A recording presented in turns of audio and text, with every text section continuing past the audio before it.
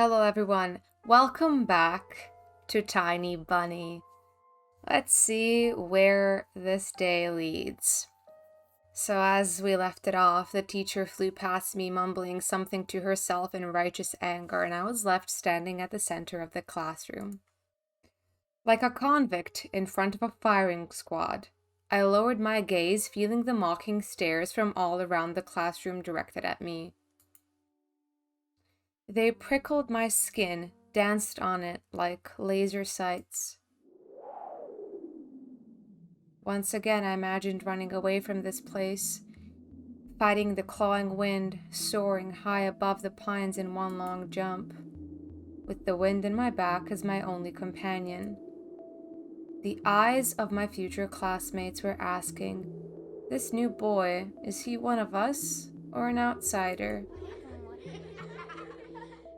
Somebody whispered something and stifled laughter rolled through the classroom. "Wipe the board!" It was easy to guess who the main prankster was here. "Hey, Four Eyes! Are you not only blind, but also deaf?" "I said, wipe the board!" My knees weren't the only shaking part of my body anymore. I was trembling from head to toe, and I prayed for the teacher to come back sooner. My prayers were answered by the powers that be. Terrible posture for the bully. "And what should I do with you now? Where will you sit?" "Oh, well, you can sit with Semyon, I guess. He's alone anyway." "No way!" Fatso put his backpack on the seat beside him in defiance, scratched his belly and smirked. Man, he must have a great life at home. "Are you back to your old tricks? Should I call your grandma here again?" The classroom went silent. "And what's she gonna do?" "I'll be the one to do something if she doesn't. Put your backpack away, now." Semyon didn't move a muscle. He stared, studying the portraits of writers on the wall, looking bored. I needed to do something to resolve this somehow, to save myself. I cleared my throat and continued in a stifled voice that sounded nothing like me. "I can sit in the last row. I think there's a free seat." The teacher snorted loudly. She looked at me, then Semyon, then back at me. "Fine, go there for now. And you, Baburin, I'll have a talk with you later. Come to me after classes. You'll be on cleaning duty, got it?" Semyon forced out a twisted smile. Juicy pimples were growing on the tip of his nose right before the taking. That's not a nice way to talk about someone's skin. I walked carefully, afraid to stumble and fall, causing another outburst of laughter from everyone. I took my seat at the back, at the last table, where I was met with a pile of old posters. The outcasts took their seats, and the class was ready to start. "Now this is settled, let's start the class. Today's theme is traditions of Russian and international literature in Zoshenko's Don't Lie." The fatso turned back to me. His stare informed me of coming days, weeks, and months of bullying. "I've got my eyes on you," said his watery look.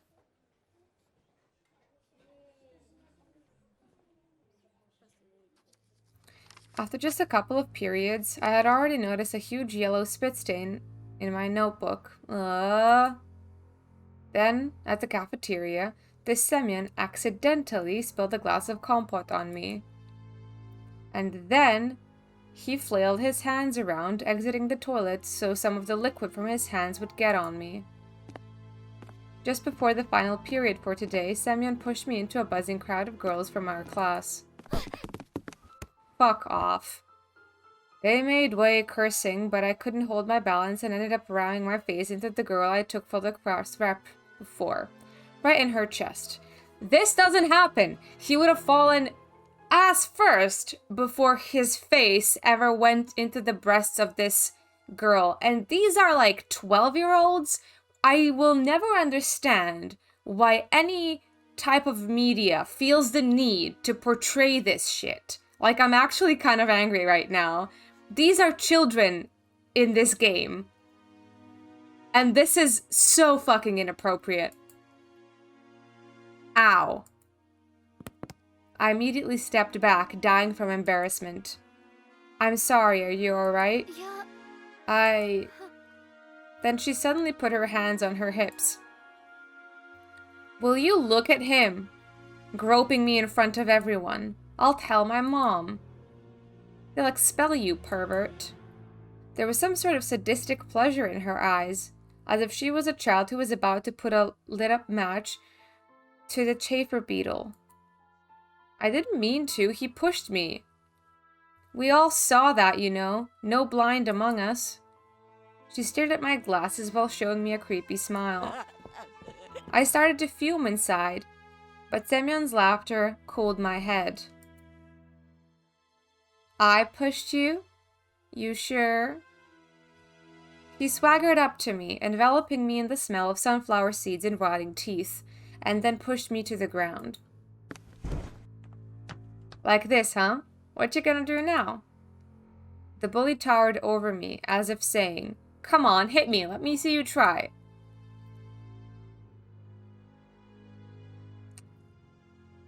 Fighting back is only gonna cause more trouble, though this little shit is probably not used to anyone fighting back. I mean, kids like this, I think we all know why kids resort to bullying at schools. I'm gonna breathe in loudly. I stood up, massaging my temples. Semyon made a mocking face, as if asking me wordlessly, and what are you going to do about it? I looked at his red fists that seemed so big to me at the moment that I realized if I said even a single word, I'd get hit. And he'll keep hitting me until I cry, or maybe even that won't stop him. Nobody was going to help me. Sorry. I tripped. What a pathetic squeak. If you could actually burn up from shame, I would have been reduced to cinders by now. Learn how to walk. Blind rat. I lowered my eyes and squeezed past Semyon. He showered me with the smell of decaying teeth. Bye-bye, sucker. The fatso let out a loud snort behind my back. My muscles became wooden, and I felt him wiping his hand on my back.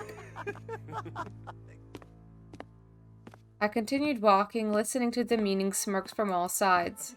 It was even worse than I expected. I was late to leave the school after classes on purpose. Semyon didn't attend the last period, so I was hopeful. What if he decided to dodge the cleaning duty and ran home, forgetting all about me? This was a relief. I didn't want to meet him in the empty hallway. The smirks of my classmates stood before my eyes, like overturned horseshoes. My class had a lot of fun at my expense, but those who missed the show were asking the others to describe my bullying in full detail. I should have just transferred into school for freaks. I'd be less conspicuous amongst hunchbacks, lame-legged, and disfigured. Bro. While the other students were leaving the school, laughing loudly, I was pretending to skim through my books near a window. I was staring outside, nervous. Semyon was nowhere to be found in the front yard or near the school gate. I didn't really believe I was this lucky, so I decided to be extra cautious and stayed for some more time in the corridor that was gradually getting less crowded. All of the bustle moved to the first floor. There was a skeleton peeking out of the biology classroom. Some jokester put a cap with the American condor on its head. The sound of running water were coming from the bathroom. I was the only person left in the whole school. I'm not alone, a sudden thought came to mind. I remembered the missing boy, his portrait on the notice board near the schedule. I remembered his smile. Ugh, he did not smile like that, boy. Him looking at me, and the fact that he's most likely already dead. Hello! I shuddered and turned around.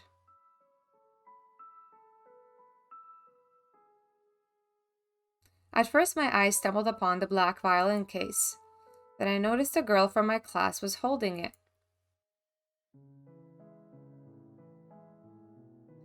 She sat in the first row of the second column. I could swear I caught her looking at me a couple of times. And I was sneaking glances at her myself. Sometimes it just feels nice to look at something pretty. The spring, the sky, or a girl that's not the crowd that laughs at Semyon's jokes. And she wasn't whispering the dirty laundry to other people to Katya, sorry. She spent all the breaks just like me, staying in the classroom, or looking in the window, or drawing something in her green notebook. Hello. I turned red and pretended that I was studying the pattern of the wooden floor. I saw Babarin push you. Are you alright? The bump on my head hurt, but it wasn't all that much uncomfortable. I'm fine. It's nothing. It's definitely not nothing. That idiot can't control himself at all lately. You should have punched him back. I mumbled in reply. Semyon wasn't like that before. He also transferred here just recently. His grandma told me that it almost felt like he went mad. I started shoving books in my backpack to at least put something in my hands. The girl looked at me with clear, attentive eyes. Do you live over the river? In that wooden house? Yeah. Must be scary living there. And you also have to cross the forest? I wouldn't be able to do that. I shivered at the mention of the forest. I thought of intertwining branches of a snake-like trail of endless darkness that spread like mold among the crooked trees. So I straight up lied. It's not that scary. What's so scary about it for you? She smiled after a brief pause, as if brushing off a daydream. Well, actually, never mind. My name is Paulina, by the way. And I'm Anton. I already know that. Oh, I have to go to music class. She made a couple of steps and stopped. Amazing. Paulina didn't look like those beauties from the magazine posters or the actresses from the movies. But in the flickering light of the ceiling lamps, she looked much more alluring. Again, this is a 12-year-old. Can you play anything? My parents bought me a guitar a couple of years ago. I immediately remembered my meager attempts at making music. Change. We're all waiting for change. Soy's song echoed my thoughts and my desire to change something. That guitar got lost somewhere, as if refusing to move to the old house near the forest. I think my parents gave it away to someone that needed it more. I don't, sadly. A pity. Oh well, I'll be going. Bye! Her shout was captured by the long, loud echo. Her shoes also echoed through the school hallways. Bye. I wasn't sure if Paulina heard me. I looked out the window again. Oh, I'm sorry, Semyon would say while shoving me off the staircase, in a way that could break my neck. Or, oops, didn't mean that, after spilling compote on me in the cafeteria. And this kept happening every day. I couldn't relax for a moment because of this string of coincidences. And to my horror, I realized that it was only going to get worse, and I couldn't do anything about it. I always walked looking down at school and counted down minutes until the classes ended. Only in rare moments when I caught Paulina's look on me, I choked from embarrassment and was ready to fight. But as if to mock me, nothing happened. And then my rage subsided, and everything returned to normal. I always went home alone. First, I slipped through the village, then over the bridge across the river, and then finally through the forest. The road slithered between the trees for around 10 minutes. There were no passerbys, only cars slowly crawled past me, as if afraid to sink in snow. I tried walking as fast as possible because branches, white from snow, and black trunks created an illusion of someone wandering in the forest. Somebody tall, sneaky, who can turn into a tree or a snow pile, and then when nobody is looking at them, continue their journey along the road. Yo! Antoshka! My heart nearly stopped. From the darkness behind the pines, just like cavemen from their cave, appeared a smirking Semyon with a bunch of his cronies. And who do we have here? Check out this four-eyed freak, eh? They surrounded me like carnivorous pride, making me step back. The smell of sweat and tobacco attacked my nostrils. The inside of my mouth felt salty as if I licked a battery. Look at this sucker, guys. He tripped so hard at school that he broke the floor. Who will repair it now? Will you pay for it, wimp? Don't you worry. We'll teach you how to walk right. Oh, not with the ring. Simon brought a sizable signet ring with some geometric shape carved in it up to my face. In a moment, I'll hit your Efsler face so hard, it'll leave a mark for the rest of your life. Stop! A wheezy whisper left my lips, and my head tilted forward, hitting Samyon's fist. Red sparks flew from my eyes. They're going to gang up on me and beat me up. Vyasha, give me a hand. Semyon gave me a rough push towards the bastard with the slanting eyes, and he tripped me. I felt the sharp crust of ice, and the fatso stepped on my foot, preventing me from getting up. A painful groan escaped my throat. Did you hear him whimper? Is he actually an Efsler or something? I started to lose breath from anger and resentment. The pain was growing. My ear was hot and pulsating pain was shooting through it, like it was cut off, and a ball of nettle was sewn in its place. Why so silent, Antoshka? Come on, tell us. Are you an Efsler? At this moment I felt pure unbridled rage, the amalgamation of my anger.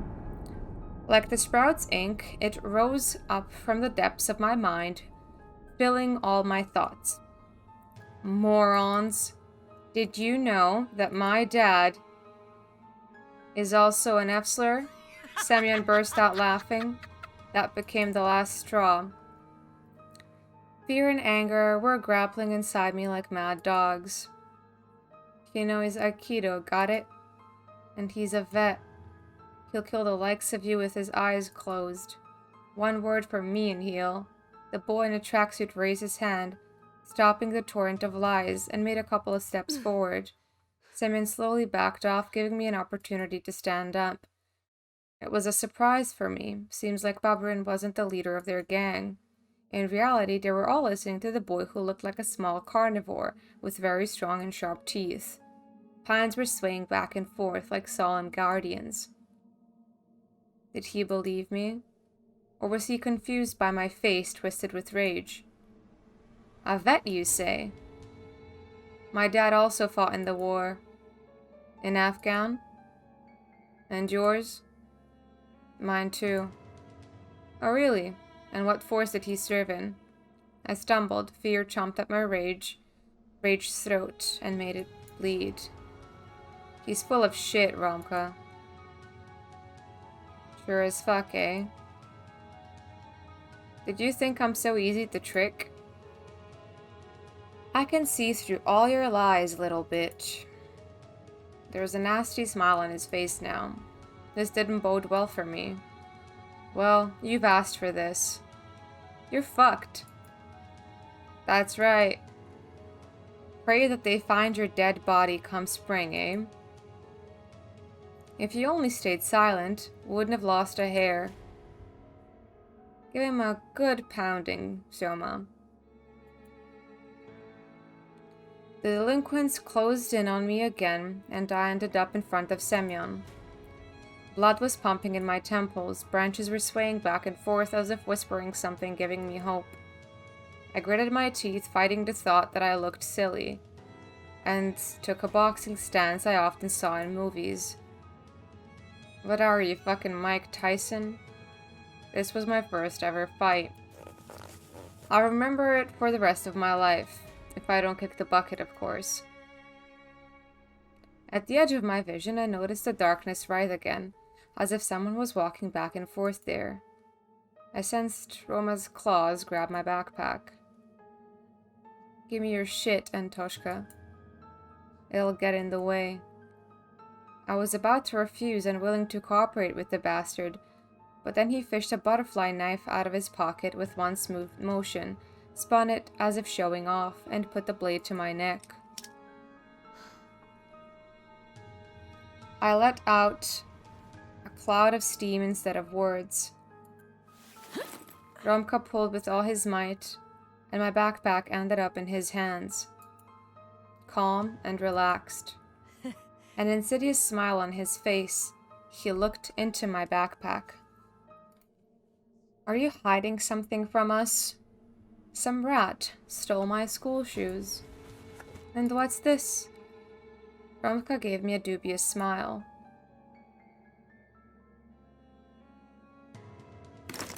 So what do we have here?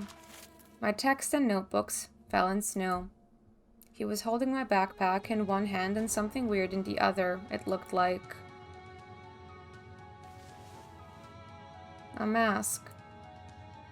Roma lifted it high, as if showing to someone else. To someone in the treetops, in the twilight among the trees. An old bunny mask. Long, worn-out ears, barely visible nose and whiskers, mangy fur on the sides. Where did it come from? Who put it there? Semyon laughed. It's way past New Year's, moron. Or are you really a loony? It's not mine. How come it's not? It was in your backpack. Romka was watching the scene unfold with an evil smile on his face. You know what? Put it on. Why? 'Cause I'm telling you to. You'll hop like a bunny for us. Yeah, come on. Or we'll leave you pantless, eh? Anything but this. What if someone from our class will pass by? For example, Polina. No. Fiamma, put it on him. Vyasha rushed to his friend's side and took the worn-out mask from him with a buffoonish bow. Then he passed it to Semyon, who was already rubbing his hands in anticipation. I looked around the pine woods, as if waiting for help, as if the shadows that withered around would take pity on me and take my side. Branches looked like arms, twisted in unusual angles. Blackened bark was their charred skin, and the darkness was the smoke they produced.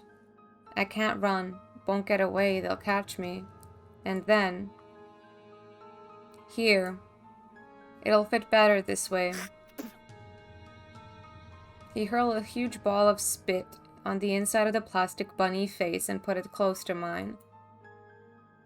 His spit looked like a squashed spider. I really hate this, I gotta say. It's going on a long time, it's very uncomfortable, they've used slurs multiple times, I'm just not. Romka's face twisted, he spasmed like a beast, like he wanted to tell Semyon something, but then he suddenly stops. Semyon was still close by, with a disgusting smirk on his face, and the terrible smell coming from his mouth. Put it on, fast. Or you're dead. The mask almost looked even more disgusting now, yet despite everything, I felt like it was a chance for salvation. It could become my second skin. If only I was to put it on, if only my face was to touch its bumpy surface, I'm sure the fur will glitter, the ears will tremble like they're alive. I just need to put it on, and Semyon and his friends will be gone. Forever.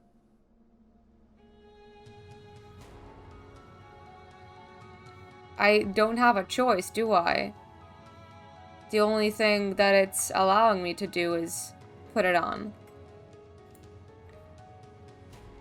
I reached out, my hand wasn't shaking anymore. Semyon handed me the mask and let out an evil laugh. The fur felt warm to the touch, just like I expected.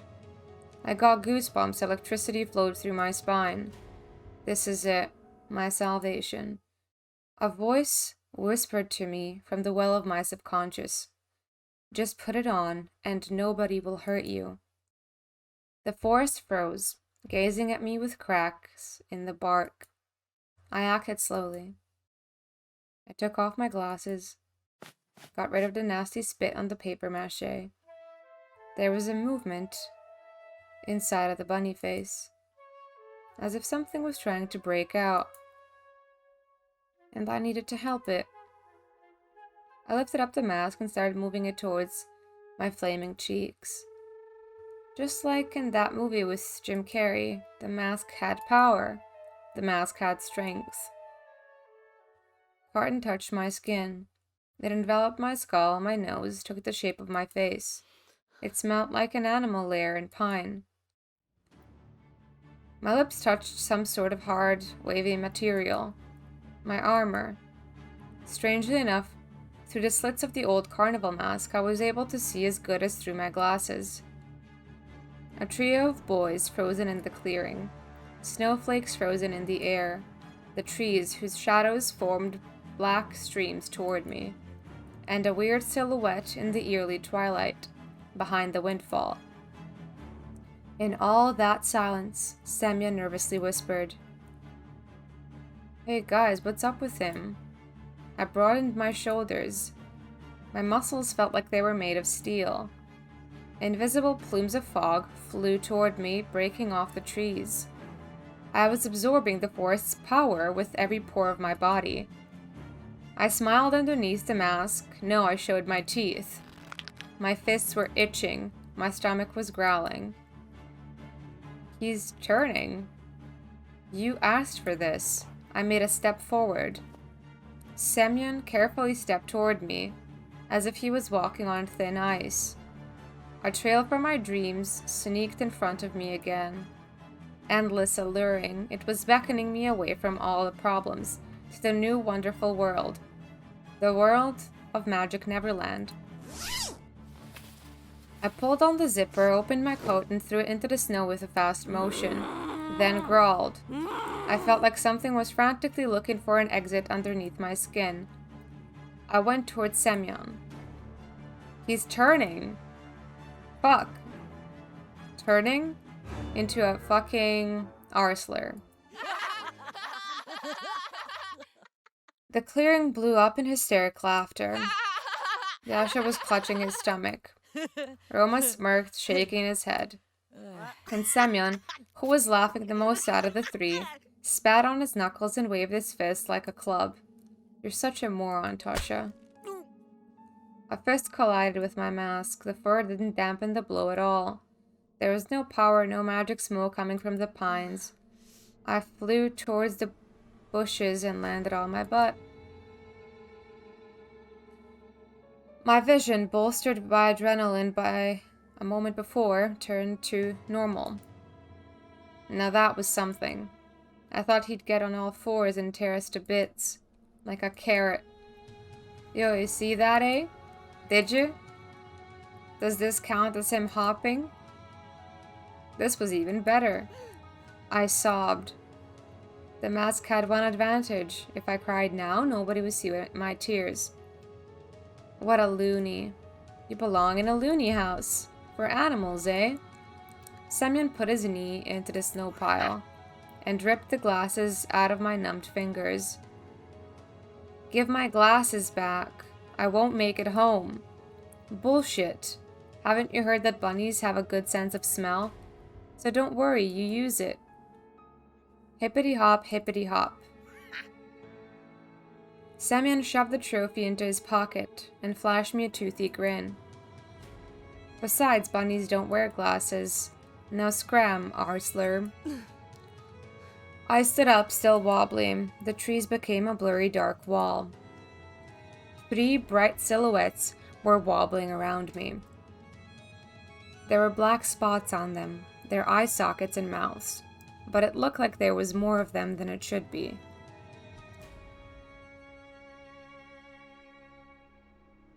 I turned to the forest.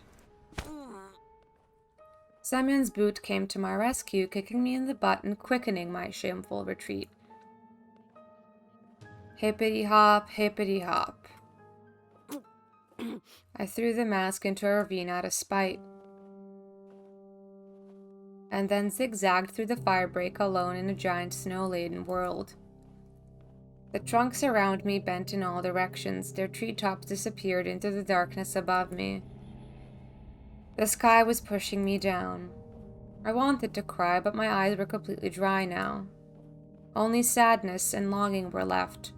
I desired to bury myself under the snow or leave for the Neverland, joining Vova and Senya. I didn't care where to go, just somewhere far away from here. Somewhere very far away.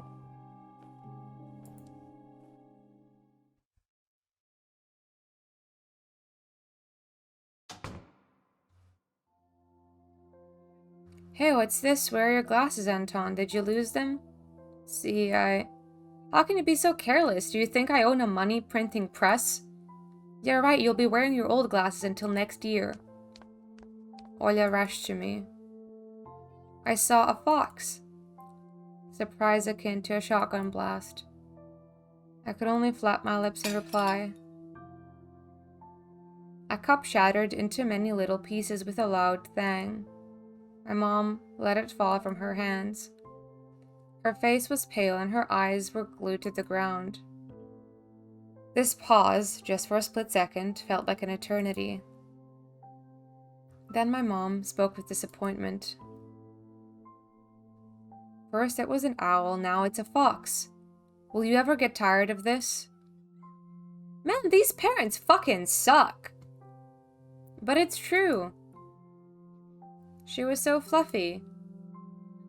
She stood on her back legs near the edge, just like a person. The fox called my name, but then Mom came and she fled. There was no fox. Stop making things up. Don't go near her. If it was necessary, I was ready to shake my sister as if she was a doll made of cloth. What's wrong, Tasha? Don't go, you hear me? Mom entered the hallway and gave me a surprised look. I hesitated. Well, a fox will bite you. I remembered fairy tales where foxes used to kidnap children. I imagined Elisa, liberated carnivorous, running through the night forest with a dangling sack in her hands. It wasn't a real fox. Tell him, Olya. She stood on 2 legs, and she wore a dress. And she was real. See? Mom showed us a tired smile, as if it was the only explanation needed. I also forced myself to smile. My smile was like a thin piece of soap right before it dissolves completely on your palm. But when I was left alone with my sister, I whispered, "If you see her again, run."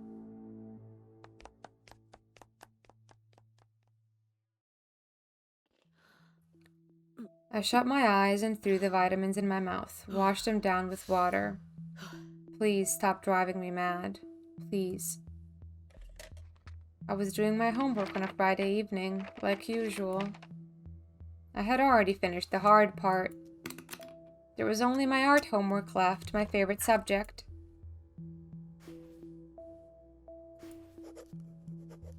I needed to draw some sort of magic beast. I wanted to draw a dino at first, but my brush reached toward the orange paint all by itself.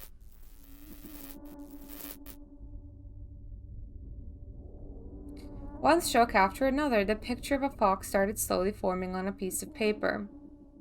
She was almost popping out of the snow-white sheet. She stood on her back legs and wore a sly smile. My brush moved again, drawing a fluffy tail. A moment later, it dropped out of my weak hand. After I finished my drawing, I spent a while studying it in surprise, as if I couldn't understand where this red beast came from. The longer I looked, the scarier her smile felt. Carnivorous, fake, like the smiles of women from adult magazines that were sold in press kiosks back in the city. An alluring smile that masked deep-seated malice. And the fox's eyes turned out red, as if bloodshot. They looked more like bullet holes if you see in action movies. I don't remember drawing them this way. I moved away from the table, and the lamp's light reflected from the wet paint. The drawing was glossy. It felt like the fox was watching me, waiting. Are you deaf? I was just thinking. I'll ask you again, have you seen your sister? She's hiding somewhere again. Something moved under my bed and I froze. Olya's dirty face peeked out with a finger pressed to her lips. Shh. Olya, I can see you. Get out of there, you're covered in dust. Olya crawled from under the bed and started dusting off her stockings, looking down. Let's go. I'll read you a fairy tale. Keep you company until you fall asleep. I want to sleep with you, not in that room. It's... Mom entered the room. What, the owl again? And what do you think? Olya, it won't come anymore. I chased it away. Olya shook her head in defiance. You didn't. And it will come. It said that it'll come every night. Oh, it talks now? Olya ignored the question and then asked with newfound determination.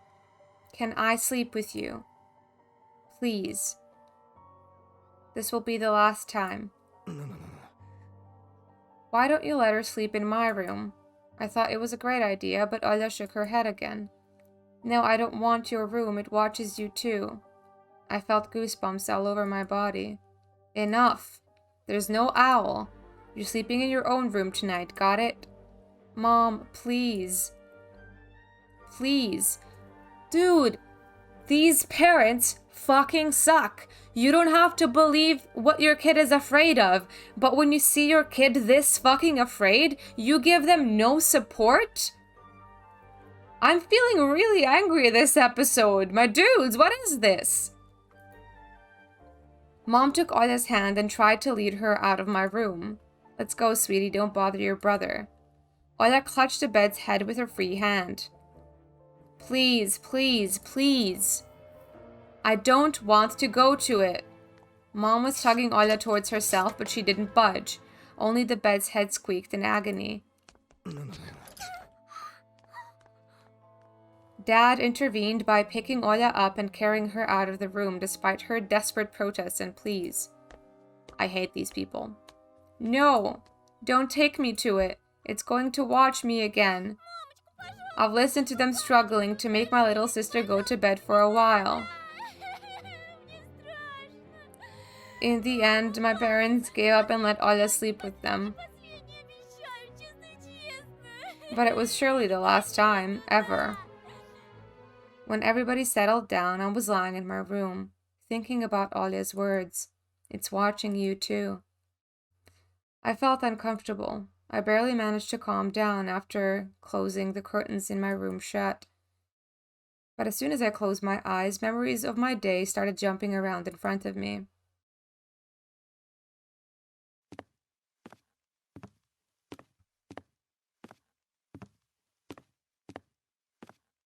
I was in the middle of the stuffy school corridor.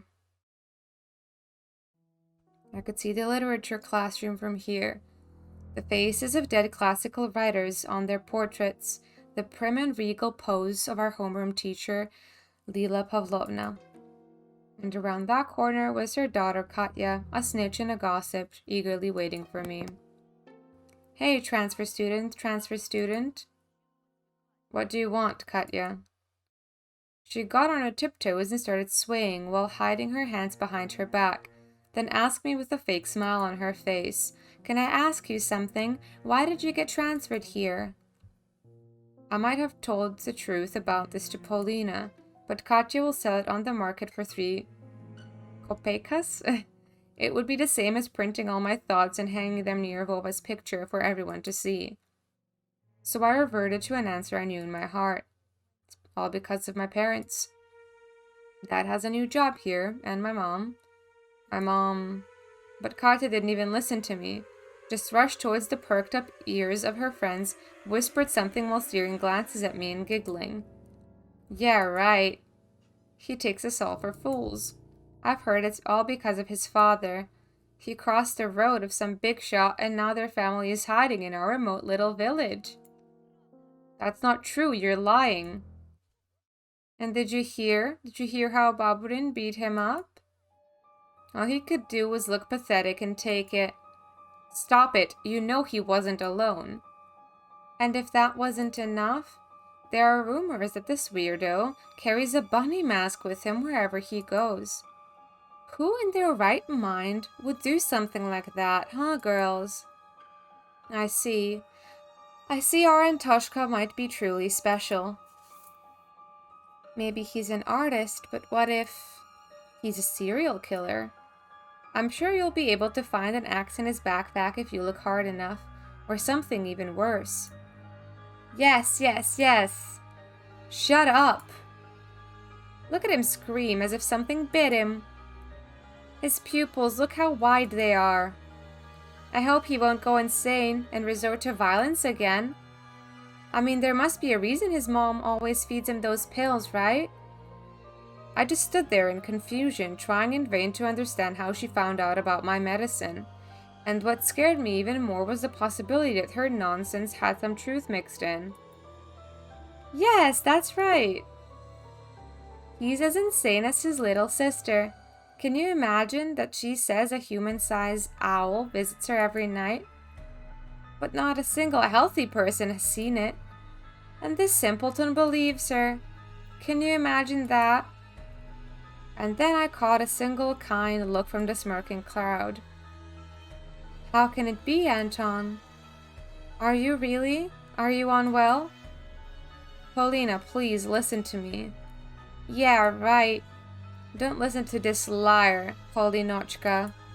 This loser can't even stand up for himself. He won't be able to defend you if it comes down to it. He'll run away to protect his own skin. Weakling. Polina slouched as if someone kicked her in the stomach and then burst out in tears and fell to the dirty floor, wailing and screaming. No. No! Why, Anton? Why? I couldn't understand her reaction, but I still rushed to Polina's side before getting shoved violently by Katya. Get your paws off her, you monster. Rage was building up under the veil of my fear. It slowly rose from the cloudy mist. I felt my upper lip lift, creep up, showing my teeth. The fact that your father beats your mother doesn't give you the right to do the same to girls. My fists became hammers. I couldn't unclench them. Nobody could speak about my family like that. I came to my senses when I already lunged at the angry Katya. Aha, he went nuts, nuts. Help, help, Petrov went completely insane. At the same moment, the crowd around her became louder. It started whistling and roaring and growling and growing. The subtle silhouettes of my schoolmates became larger, wider. They shot upward toward the ceiling, turned into a giant black forest chock full of toothy faces. I shrank to a tiny ball of fur and started shaking in fear before the might of ulcer-ridden trunks that belonged to either trees or humans. It was impossible to tell. So you've finally shown your animal nature, coward. Katya's face was twisted with jubilation and ecstasy. Anton. Why? No! Why did you do this to me? Polina screamed while choking on her tears. He is just an animal, an outsider.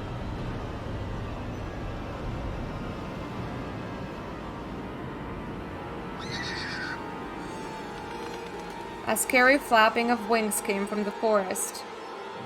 A pair of giant white ears descended somewhere from above, and I dug myself into them. Anton, Anton, please, wake up. I jumped, almost falling out of my bed. Apparently I was thrashing around for hours on the sweat-soaked sheets. Olya's scream pulled me out, set me free from the tentacles of fear. Anton, please, wake up, wake up. It took my eyes a while to focus on the silhouette near the window. Olya's voice was distant. My head was still ringing after the fight. Sounds got distorted, as if my ears were stuffed with cotton. My sister, as distressed as ever, just kept on repeating the same phrase. The owl, please, I'm scared.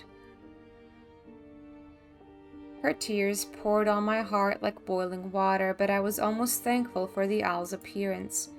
Otherwise, the scared Olya wouldn't have woken me up. Wait a second, Olya. Want me to read Musica for you? What's this? Oh, there's a glossary. Oh, this is really cool. I didn't even notice this. Okay, this is pretty cool. It actually lets you know all the words you might not know. Give me. I placed my bare heels on the cold floor. Felt around for my glasses. Remembered Semyon? His underhanded act and sighed. Anton? Please, look. She couldn't tear her eyes off the window as if it was a staring contest.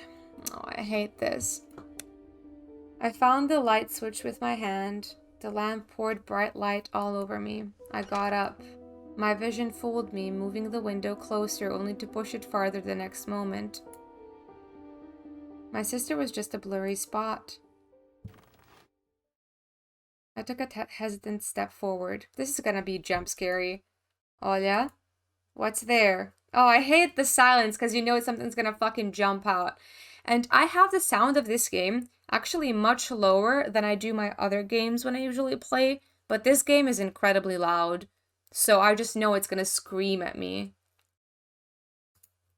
What happened? Do you want me to open the curtains? No, please don't. The owl is there. The voice was coming from behind. I turned around and froze in terror. Teary-eyed Olya stood in the doorway. Who are you talking to right now? She stared at me with eyes that were red from crying. With her hands wrapped around her shoulders, her voice was nervous, as if she was afraid to hear my answer. I was talking to you. To someone who pretended to be you. The ledge outside my windows creaked ominously, as if something huge was sitting on top of it. And the thing that pretended to be Olya started spreading, changing shape, grew to scary heights under the light of the carnivorous moon. Anton, please, come closer, come here. The voice didn't belong to my sister anymore. The thing that was hiding behind my curtains got tired of pretending, making me look like a fool. I pinched myself as hard as I could, hoping that the silhouette near the window was just a continuation of my nightmare, a hallucination brought upon that cursed house, and those don't bite, do they? The silhouette was towering before me under the veil of mist. I heard Olya's shrill scream when someone had knocked on the window. It came to get us. Another knock. I stepped back into the middle of the room, as if there existed nooks where I could hide from this horror. The sound was sharp, metallic. The lamp started shimmering, then it suddenly lightened the whole and went out.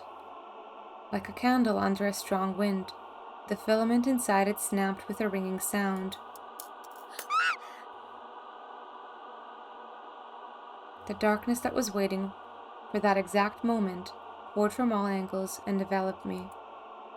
There was only this window left in the whole universe. Moonlight poured through it, painting everything the color of bones that were exhumed from a crypt.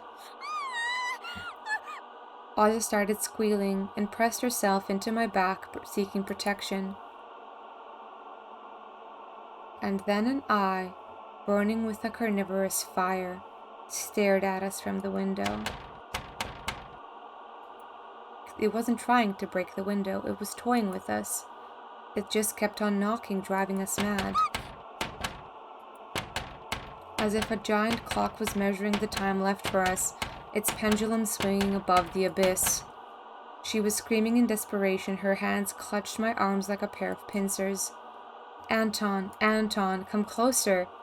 I could barely make out a pair of wings that spread out above the black spot. Tell her, Anton. Tell her I won't be a bad girl anymore. Never ever. I just wanted to leave. Please. The moonlight suddenly disappeared and the room descended into darkness. We couldn't see the burning eye anymore. I swallowed the stingy lump that was stuck in my throat. I stepped toward the curtains, entranced by the call of the disfigured guests. Oля was standing behind me, mumbling, "I'll be good, I'll be good, I'll be good." The bleak window was creeping closer, curtains rustled. I reached out to move them aside so I could look my fear in the eye. At that moment, I heard a noise coming from my parents' bedroom. Without thinking, I pulled the curtain aside in one swing. Nothing. Though there was something shining on the ledge among the scattered feathers. My glasses. The ones that Semyon took from me. How did they get here? Was that a gift from the gurgling night? Did that owl really bring them here? I looked at the front yard, at the foreboding clearing, at the toothy forest. Not a soul, not a trace of our late-night guest. Only the old lamp-post, dreaming like a lone watchman among the snowy desert. The dry window frame creaked. I tore away the insulating tape and the stripes of glued newspapers. Opened the window with big trouble. Frost pinned me with its needles. The paintings on my walls moved from the draft. I touched my glasses, sure they would melt in my hands, but they were real. My brain was scrambling for an explanation.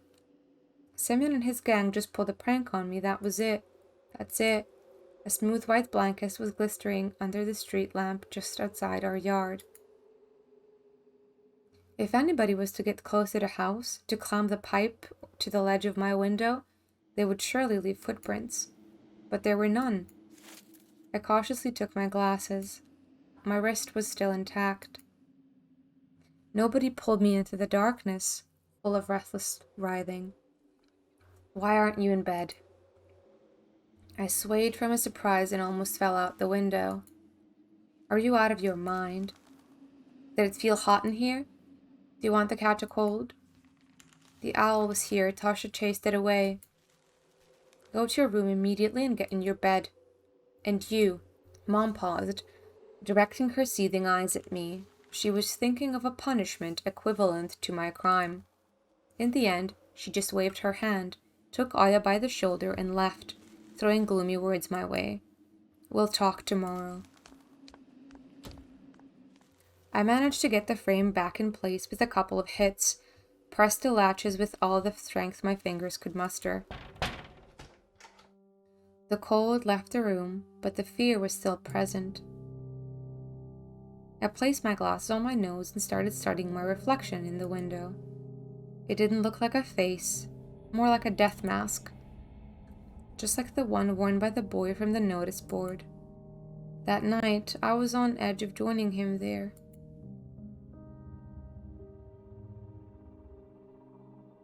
A black and white face was staring at me through the clearing between student heads. And it wasn't Vova. His face was right beside it. I recognized the fat cheeks, the damaged skin. Semyon. Baburin's photo was printed out and placed under the glass like an exhibition piece.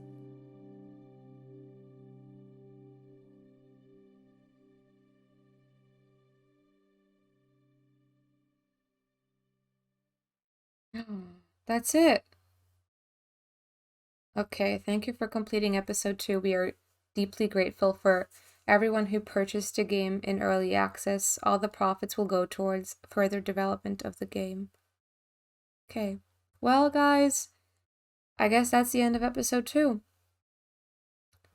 I'm not sure if there's a different ending to this. I think